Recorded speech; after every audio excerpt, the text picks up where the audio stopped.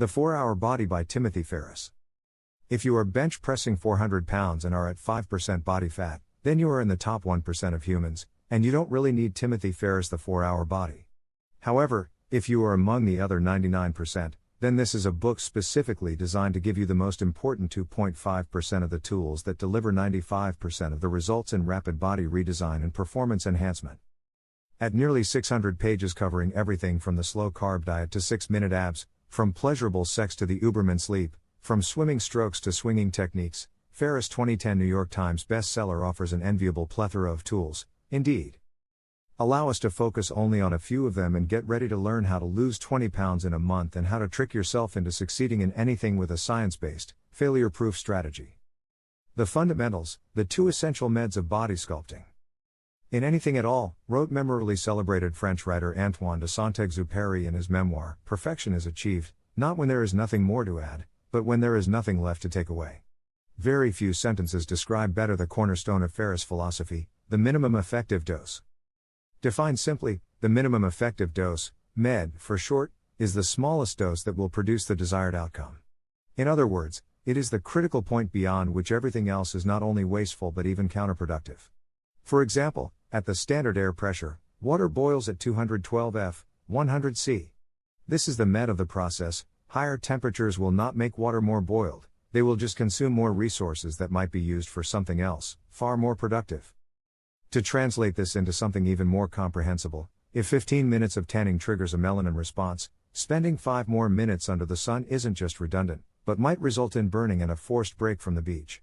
In biological systems, concludes Ferris, exceeding your MED can freeze progress for weeks, even months. Now, in the context of body redesign, there are 2 fundamental meds to keep in mind. To remove stored fat, you need to do the least necessary to trigger a fat loss cascade of specific hormones. To add muscle in small or large quantities, you need to do the least necessary to trigger local, specific muscles, and systemic, hormonal, growth mechanisms. So, remember, more is often not better. It's quite the opposite, resisting the urge to do more is what brings better results. The Harajuku moment, the one decision to become a complete human. Now, to even get in a situation to do more than required, you first need to start doing at least something. And to start doing things, you need some inspiration and resoluteness. Unfortunately, most people have an insufficient reason for action. They want to achieve something, but they don't want to achieve it bad enough. They are, simply put, too comfortable where they are at the moment and too proficient in making up excuses. However, the main problem in their case is one name: they have never experienced a Harajuku moment. As defined by Ferris, a Harajuku moment is an epiphany that turns a nice-to-have into a must-have. In other words, it is a revelatory experience, a sudden insight or intuitive understanding that makes you want to do something. Its importance can't be emphasized enough. There is no point in getting started until it happens, Ferris writes. It applies to fat loss as much as strength gain, to endurance as much as sex. No matter how many bullet points and recipes I provide, you will need a Harajuku moment to fuel the change itself. Chad Fowler, Chief Technology Officer of InfoEther, knows this better than anyone. He's the man who experienced the original Harajuku moment. It happened, unsurprisingly, in Harajuku, Tokyo, where Fowler was with a group of friends to shop for some fabulous clothing. But after walking into several shops and trying on numerous outfits, he just gave up. For me, he said to one of his friends, it doesn't even matter what I wear, I'm not going to look good anyway. And this was the moment that changed everything. Fowler suddenly realized that these words concealed a sort of feigned helplessness, and that they weren't telling the truth. He would have looked good in some of these clothes had he been thinner, and that was not something beyond his control. You don't go with the flow to get a better than average career or to earn some money. Why shouldn't the same be true about your body as well? You have to put in some effort to get a six-pack. Making failure impossible, 4 principles of failure proofing. Over the following year, Fowler managed to lose about 70 pounds. According to him, once he started, it wasn't even that difficult. It was the Harajuku moment that made it all easy. However, it was because he used numbers that the whole process worked. And that brings us to the second reason why even the most effective people are terrible at following advice. Unfortunately, in addition to being unmotivated to change, most of us fear numbers, and we prefer to follow our intuition instead of consistently tracking our progress, even when we start introducing some differences in our lives. However, no consistent tracking means no awareness of improvement, and the lack of knowledge equals in no behavior change.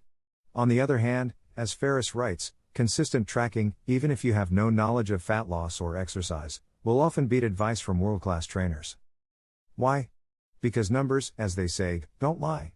In their absence, we are exceptionally capable of rationalizing everything and fooling ourselves into apathy and conformity. That's why you hit the snooze button 12 times for 2 whole hours on any given Sunday. And that's why very few people are capable of going through with a diet plan for more than just a month. If there's one takeaway you can get from a century's worth of behavioral psychology books, it certainly is that humans are quite irrational beings and that, by default, they break commitments to themselves with embarrassing regularity. Fortunately, there is a way to engineer compliance via the following 4 principles of failure-proofing behavior.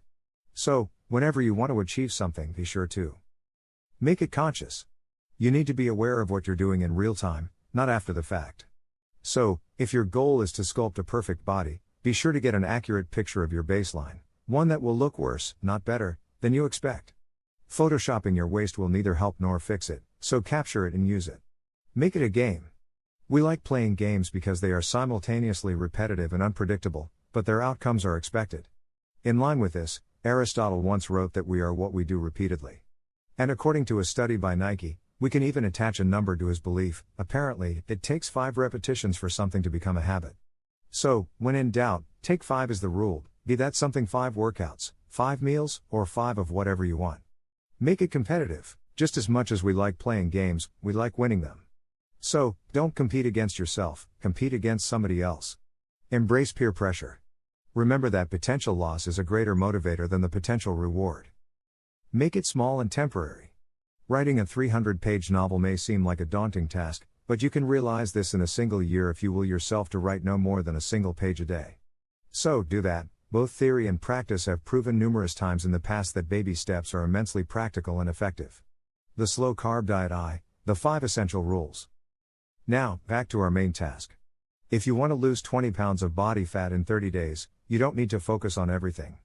You can achieve this by optimizing any of the following 3 factors: a drug/supplement regimen, exercise, or diet. Let's turn our attention to the last one on this list, diet.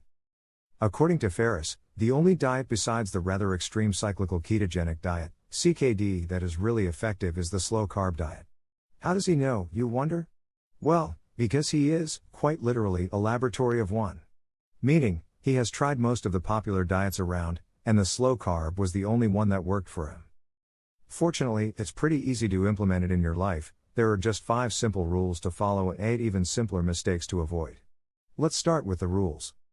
Rule number 1, avoid white carbohydrates.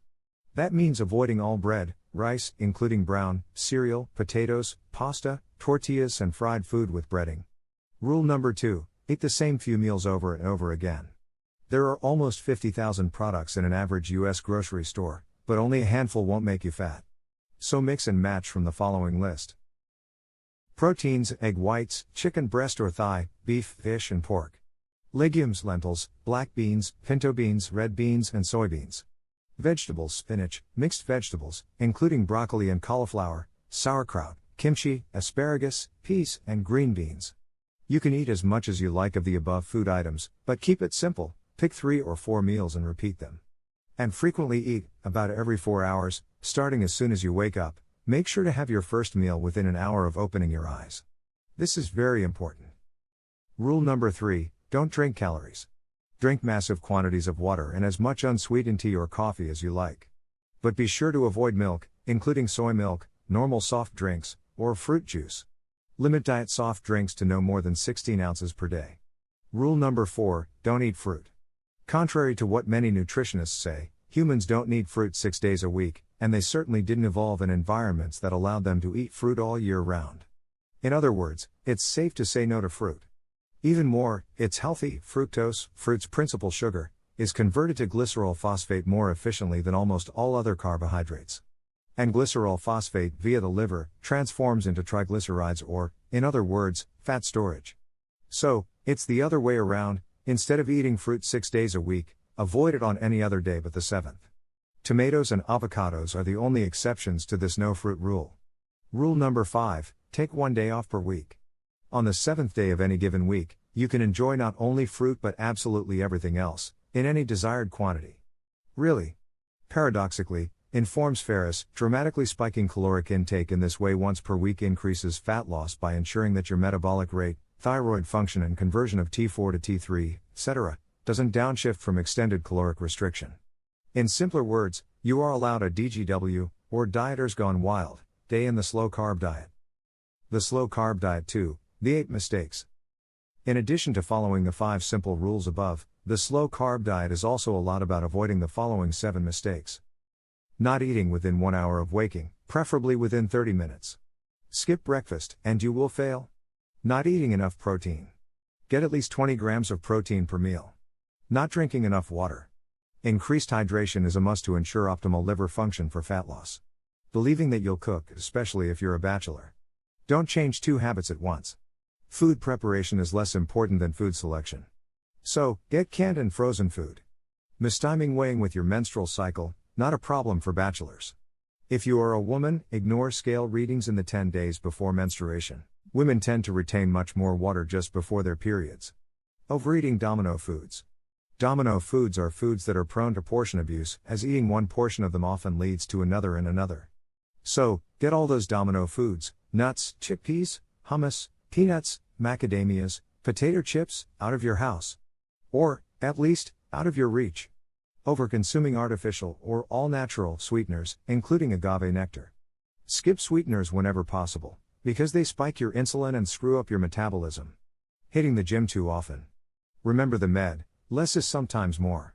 Doing too much will not only not help, but will probably reverse your progress as well. Both comprehensive and demanding, the 4-hour body may be pretty mistitled, but it is certainly not ineffective. It's more than just a book about getting your perfect body, it's a book about getting your perfect life as well. To quote entrepreneur Mike Maples, if you want to live life on your own terms, this is your blueprint. Highly recommended. Memorize this simple equation: measurement equals motivation. As Ferris writes, seeing progress in changing numbers makes the repetitive fascinating and creates a positive feedback loop. And you need nothing more than this to succeed.